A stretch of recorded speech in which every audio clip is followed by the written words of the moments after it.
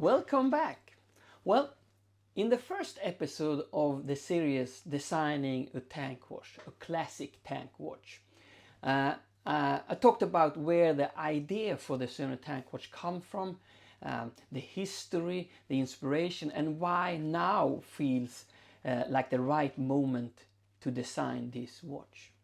And today we're talking about the next step. This episode is all about understanding what actually makes a classic tank watch. So before I start sketching or building prototypes, I need to be clear about the design language. Not just what looks nice, but the features that have defined the tank watch for, I would say, more than a century now. You know, the case shape, of course, the rectangular case shape, the crown, the Roman numerals, the train tracks, and the hands. These are all 5 critical elements of a classic tank watch. So instead of only talking theory, I'm going to show you these elements by comparing the Cartier Must, as you can see here on my left side. One of the most beautiful, iconic and recognizable tank designs in the world throughout history, with my early concept for the Söner Tank watch. So I'm not trying to copy Cartier, I'm trying to evolve. I have full respect for what they have created. They do beautiful, iconic timepieces, and understanding the original design language helps me to evolve in a way that feels modern, Scandinavian, minimalistic, and very much Söner. So in this episode I will walk through the 5 classic tank elements one by one and show you exactly where Söner Tank will stay true to tradition in history and where we will move it in a new, more modern direction, so to speak. And so this episode is the foundation for everything that comes next when it comes to the Söner Tank watch. Because before I can design the watch itself, I need to define its identity, its personality. So I have both watches up on the screen behind me. The Cartier Must here on the left side, and the tank watch on the right side is a 3D rendered image of the Söner Tank, and I will, go between these 2 images and describe my ideas and thoughts about how I designed the Söner Tank watch. And so yeah, if you think this is interesting, if you want to follow along the whole series from design to launch, just sign up and subscribe to the channel. And in the description you will see links to the project page where you can find more of images and details and timeline and such things. You will also have a form for sign up to the pre-launch list, which will be pretty exclusive. We won't do that many watches in the first batch, maybe around 100 watches and 3-4 different versions. So yeah, let me turn around and walk you through it step by step.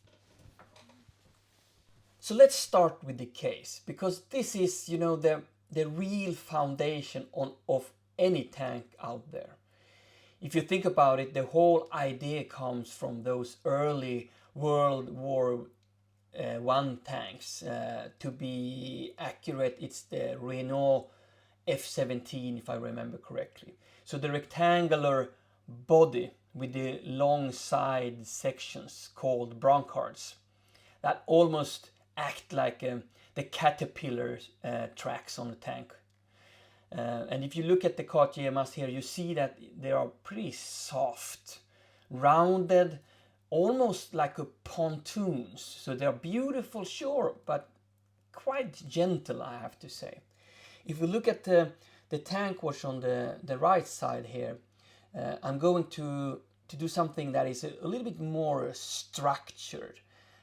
A flatter surface. You can see it down here on the profile. I will have a flatter surface on the top, so to speak, and then vertical drops on the sides.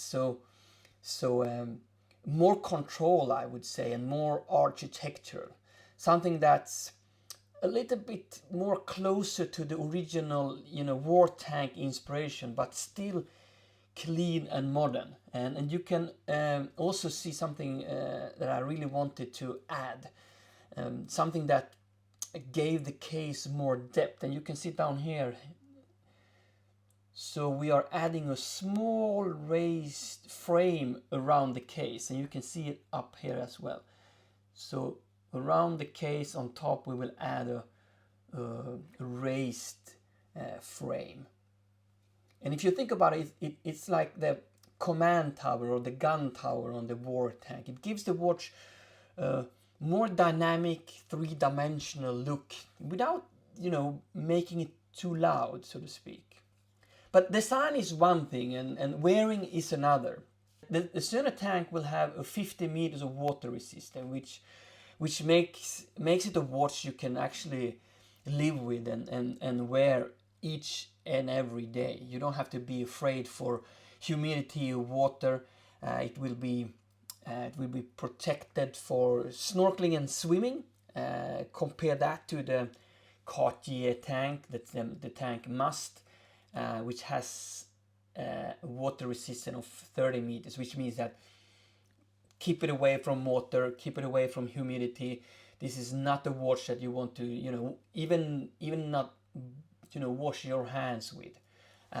So that's a big difference when it comes to usability, so to speak. The steel, I would say 85% of all watch cases out there, including the Cartier Tank Must here, is made out of stainless steel. And what we will do on the Söner Tank is that we will extra harden the case. So we use regular stainless steel 316L graded, and then we harden that to 800 Vickers, which means it will be about 4 times more scratch resistant than the Cartier Tank and most of the watches out in the world today. So I think that's a nice detail that we add to make it more durable. If you don't know about the Vickers scale, just Google that. It's a way of measuring the hardness of a surface. So 800 Vickers.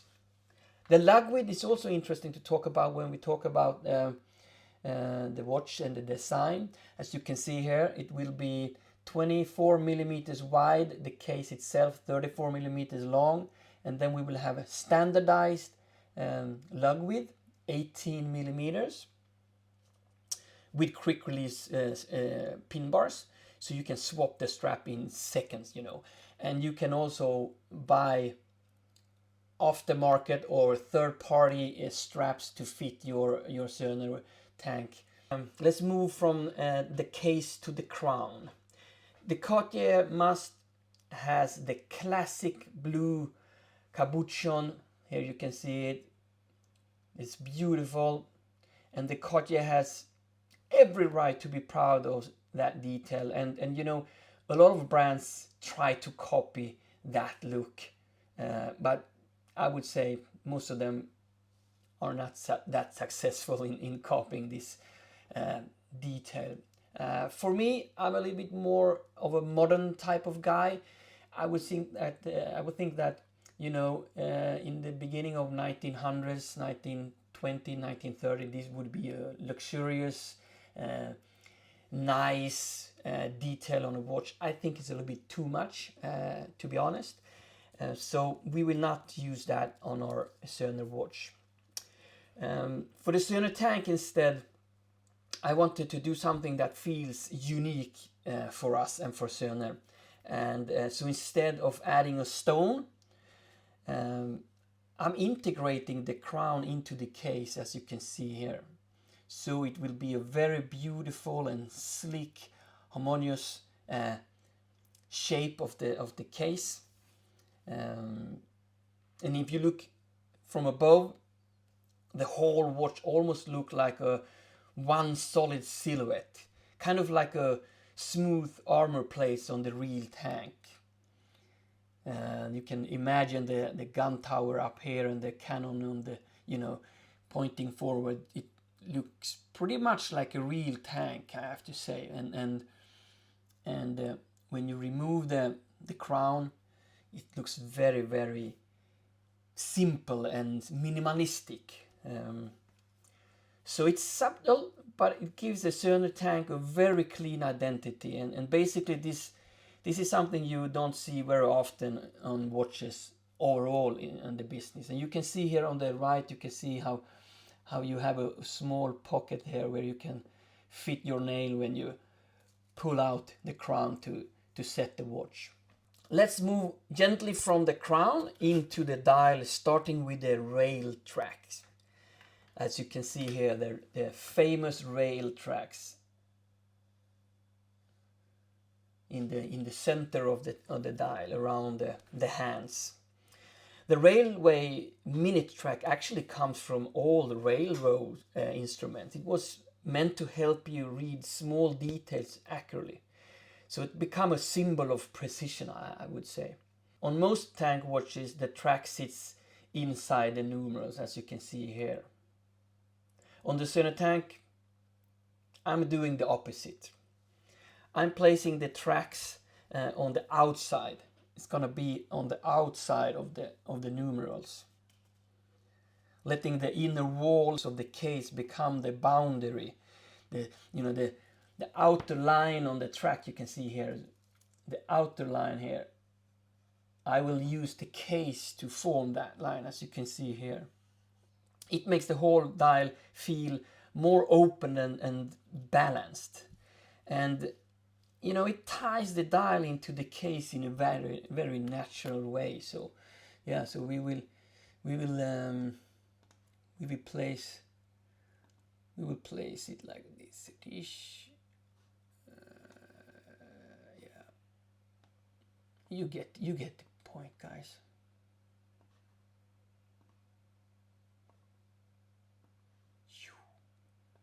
Something like that. And then we will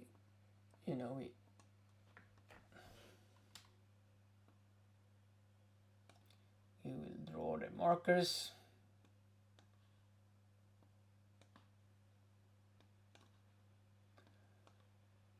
Yeah, just to give you an idea on how we think when we talk about the train tracks.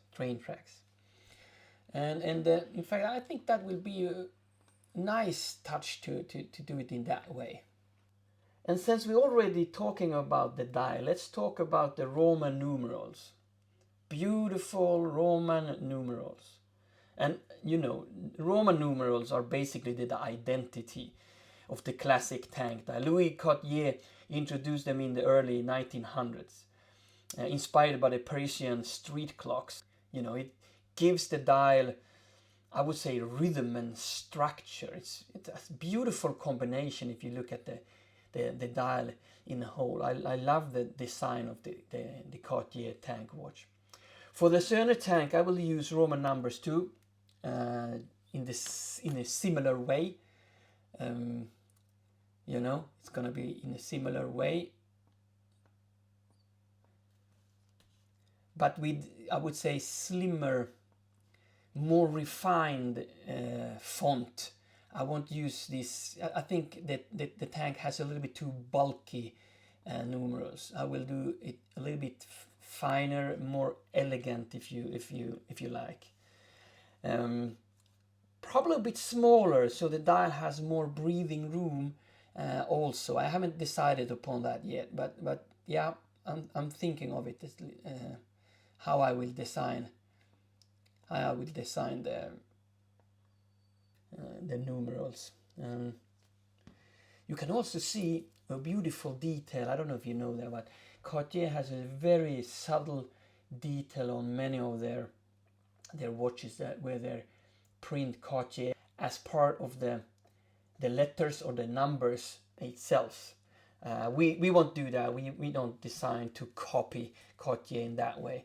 we are trying to evolve the idea into something that feels truly Söner. So we won't use that little nice detail there, but it's a cool thing to have, I have to say. And this brings us to the last of the 5 elements, the beautiful ballooned hands. Classic tank watches almost always use blued sword shape hands. And just to be clear or clear up a common misunderstanding, these hands are not painted blue, you know. What actually happens is that the steel hands are heated very, very slowly and very carefully until the surface reaches a very specific temperature. At that exact point, the steel forms a thin oxide layer that turns naturally blue. So the color isn't something applied on top of the hands. It's a steel self-changing color through heat, which is why it looks deeper, richer, and more alive than any paint ever could do. So yeah, for the Söner Tank, I want to keep some of the traditional feeling, but we will do our own identity, so to speak. Let's see if we can find a drawing, maybe. So instead of sword hands, we will use leaf-shaped hands. They are softer, more fluid. You know, it's more like a more like a leaf. Now you can see my expertise in drawing. Yeah, it looks horrible, but maybe you get the idea of the shape of the hands. So I hope you enjoyed the video, and in the next episode I will show you the very first 3D printed case to show you how it's start to take form, and you will be able to see how all of this starts forming an actual watch. So yeah, if you want to follow the whole journey, just subscribe to the channel, and feel free to tell me in the comments which of these details you think matters the most, and if you have any ideas or suggestions on the tank. So yeah, thanks for watching and have a good day.